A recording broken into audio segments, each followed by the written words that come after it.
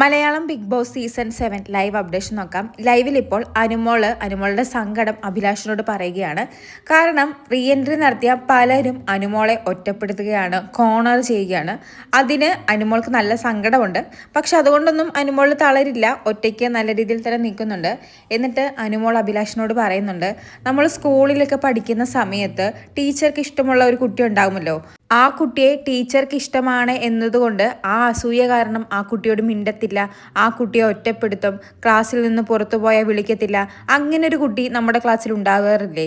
അതുപോലാണ് എനിക്കിപ്പോൾ തോന്നുന്നത്. പുറത്തുനിന്ന് വന്ന എല്ലാവരും എന്നെ ഒറ്റപ്പെടുത്തുവാണ്.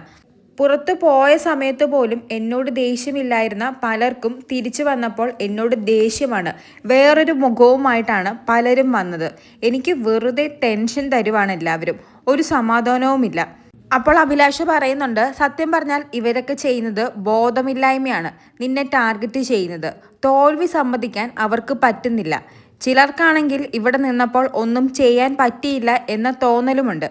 അപ്പോൾ അനുമോള് പറയുന്നത്, പുറത്തുനിന്ന് വന്ന ചിലര് ഇവിടെ വന്ന് ചീത്തപ്പേരുണ്ടാക്കിക്കൊണ്ടിരിക്കുവാണ്, ചെളി വാരി എറിയുക.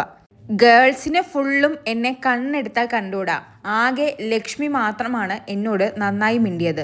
പിന്നെ നീയും ഒനീലും സാബുമാനും പ്രവീണും ഒന്നും കുഴപ്പമില്ല എന്നും അനുമോള് പറയുന്നുണ്ട്. ബാക്കി എല്ലാവരും എന്നെ കുത്തുന്നുണ്ട്. സംസാരിക്കുമ്പോൾ ഒരു കുത്തല് അവരുടെ സംസാരത്തിലുണ്ട് എന്നൊക്കെ അനുമോള് പറയുന്നുണ്ട്. അങ്ങനെ അനുമോളുടെ ആ ഒരു സങ്കടം ഇപ്പോൾ രാവിലെ അഭിലാഷിനോട് പറയുകയാണ്. കൂടുതൽ ലൈവ് അപ്ഡേറ്റുകളുമായി വീണ്ടും വരാം.